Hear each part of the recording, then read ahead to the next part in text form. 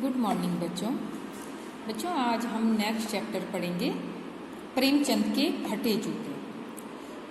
ठीक है, तो इनको इस पाठ को जो लिखा है हरिशंकर परसाई जी ने।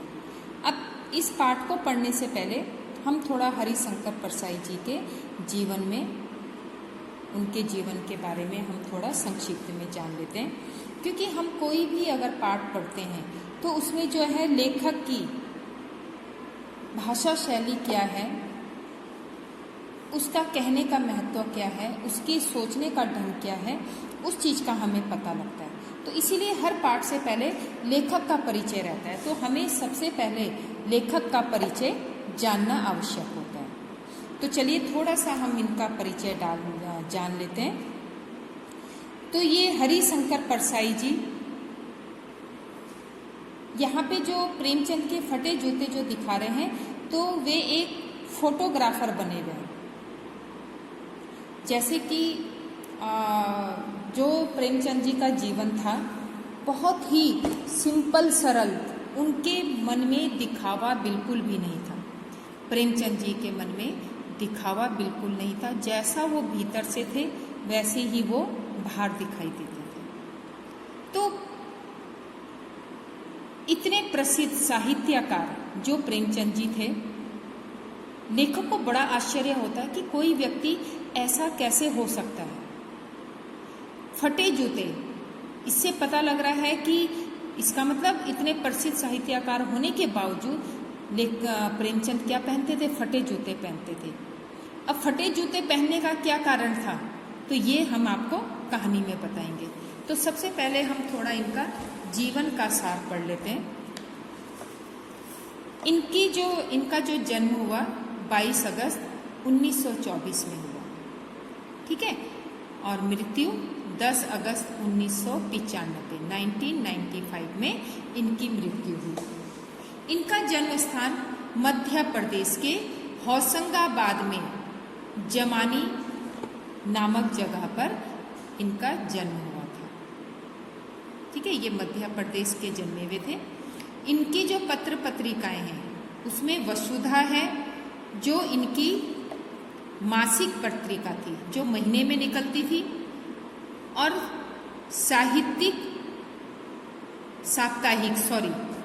ये थी साप्ताहिक जो हर सप्ताह निकलती थी, वो थी हिंदुस्तान और धर्मयुग। इनका जो कर्म क्षेत्र है, इन्होंने किस क्षेत्र में ज़्यादा काम किया? व्यंग्यकार के रूप में। लेखक होते हैं ना, कोई हास्य लेखक होता है, कोई ये किसी के ऊपर जीवन के संस्मरण लेखक होता है, तो ये व्यंग्यकार थे। इन्होंने समाज की वस्तुएं, समाज की व्यवस्था, समाज में जो हमारे राजनीति चलती है उस पर व्यंग्य किए हैं, तो इनको व्यंग्यकार कहा गया है। इनकी शिक्षा हिंदी से इन्होंने एमए किया। इनकी बहुत सारी कहानी संग्रह हैं, जैसे जो इनके प्रमुख कहानियां हैं जो इनकी, वो हैं जैसे उनके दिन फिरे, भोला राम का जीव, हंसते हैं रोते हैं। तो जो ये हंसते हैं रोते हैं, ये बहुत ही इनकी प्रसिद्ध कहानी है। अब इनका संस्मरण है, संस्मरण जो इनकी यादें हैं, तिरछी रेखाएं, मरना कोई हार नहीं, सीधे साधे और जटिल मुक्ति बोध, तो ये इनके संस्मरण है। अब इसके साथ साथ इन्होंने बाल कहानियां भी लिखी, जिसमें चूहा और मैं, ये इनकी प्रसिद्ध कहानी है। ये इन्होंने बच्चों के लिए लिखी है, तो ये बहुत ही प्रसिद्ध कहानी है। अगर आप इनको नेट में सर्च करोगे तो ये सब आपके सामने इनकी कहानियां आ जाएंगी कि इन्होंने किस तरह से ये कहानियां लिखी हैं। अब इनके लेख हैं आगरा, भीड़ के खतरे, ऐसा भी सोचा जाता है, ये इनके लेख हैं। माटी कहे पुकार के, काग भगोड़ा, सदाचार का ताबीज, ठिठुरता हुआ गणतंत्र, भूत के पांव पीछे, तब की बात और थी, बेईमानी की परत, ठीक है, शिकायत मुझे भी है, तुलसीदास चंदन घिसे, प्रेमचंद के फटे जूते, ये इनके लेख हैं। तो इनमें जो है भूत के पांव पीछे, बेईमानी की परत, तुलसीदास चंदन घिसे और प्रेमचंद, ये बहुत ही प्रसिद्ध इनके लेख हैं। अब इन्होंने लेख के साथ साथ छोटी कहानियां भी लिखी हैं, छोटी कथाएं, लघु कथा। लघु का मतलब होता है छोटी कथाएं, जैसे चंदे का डर, दानी, अपना पराया, सुधार, समझौता, यस्सर, अश्लील, रसोई घर और पखाना, ये इनकी लघु कथाएं हैं। इनमें दानी, अपना पराया, यस्सर, ये बहुत ही प्रसिद्ध इनके कथाएं हैं। अब है हास्य व्यंग, मतलब किसी पर व्यंग्य करना, हंसी उड़ाते हुए व्यंग्य करना।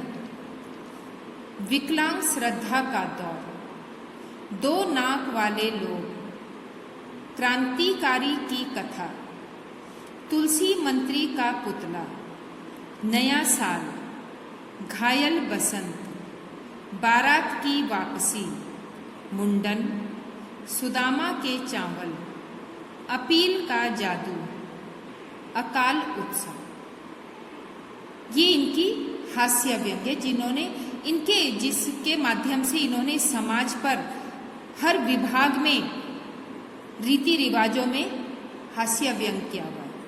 तो आप इनको नेट में सर्च करके जरूर इनकी ये हास्य व्यंग जो लेख हैं, इनकी कहानियां हैं, उन्हें एक बार जरूर पढ़ें। तो जो हरिशंकर परसाई जी हैं, उन्होंने हमारे जो भारतीय जीवन में पाखंड, भ्रष्टाचार, अंतर विरोध, जो हमारे अंदर एक दूसरे के प्रति विरोध होता है, बेईमानी आदि पर उन्होंने कई व्यंग्य लेख लिखे और इन लेखों के माध्यम से उन्होंने क्या किया है, एक परिवर्तन की चेतना पैदा की। मतलब वो लोगों पर ताना कसते थे, व्यंग्य करते थे और उन व्यंग्य के माध्यम से परिवर्तन की चाह रखते थे। कोरे हास्य से अलग यह व्यंग्य आदर्श के पक्ष में अपनी उपस्थिति दर्ज कराता है। सामाजिक, राजनीतिक और धार्मिक पाखंड पर लिखे उनके व्यंग्यों ने व्यंग्य साहित्य के मानकों का निर्माण किया। ठीक है, तो हरिशंकर परसाई जी की जो बोलचाल की भाषा है, सामान्य भाषा का प्रयोग किया है। जो आम लोगों की जो भाषा होती है, उस चीज़ का उन्होंने प्रयोग किया। उन्होंने भारी भरकम, कठिन, जटिल शब्द इसमें नहीं डाले, किंतु संरचना के अनूठेपन के कारण उनकी भाषा की मारक क्षमता बहुत अधिक बढ़ जाती है।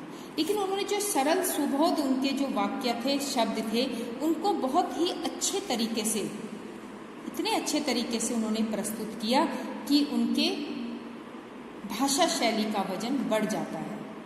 वो ऐसा लगता नहीं है कि इन्होंने बिल्कुल साधारण शब्दों का यहाँ पर प्रयोग किया। अब यहाँ पे उन्होंने प्रेमचंद के फटे जूते शीर्षक निबंध में परसाई जी ने प्रेमचंद के व्यक्तित्व की सादगी के साथ साथ रचनाकार की अंतर्भेदी सामाजिक दृष्टि का विवेचन करते हुए आज के दिखावे की प्रवृत्ति और अवसरवादिता पर व्यंग्य किया है। इस पाठ के माध्यम से उन्होंने क्या किया है कि लोग कितना दिखावा करते हैं, चाहे उनके घर के अंदर खाने के लिए 2 वक्त की रोटी ना हो, लेकिन उन्हें क्या करना है, बाहर बिल्कुल अच्छे कपड़े पहन के टिप टॉप रह के ये जताना है कि मैं बहुत खुश हूँ, मैं बहुत धनी हूँ, मेरे पास पैसों की कमी नहीं है। इस तरह से वो दिखाते हैं और अंदर ही अंदर चाहे वो कितना घुट रहे हैं। तो इसी चीज को इन्होंने प्रेमचंद जी के फटे जूते में बताया है। तो बच्चों, इस तरह से आपने जो है इनको प्रेमचंद जी के जो भी मैंने आपको ये इनके जीवन के बारे में जो भी संक्षेप में बताया है, इसको आप अच्छी तरह से याद कर लोगे। ये देखिए, इसीलिए मैंने इसको बहुत शॉर्ट में लिख के आपको बताया है कि इससे आपको एकदम से ये याद हो जाए। तो ये आप अच्छी तरह से याद करोगे और इसको लिख लोगे, और आप समय समय पर जब भी आपको वक्त लगे तो आप इनकी जो कहानियां हैं उनको सर्च करके उनके बारे में और ज़्यादा जानकारियां आप ले सकते हैं। तो इस तरह से आप इस काम को अपना पूरा करोगे, और वर्कशीट में जो भी इनका जीवन से संबंधित जो भी महत्वपूर्ण घटनाएं, महत्वपूर्ण बातें हैं वो मैं दूंगी, उसे आप अपनी वर्कशीट में कंप्लीट करोगे। Thank you.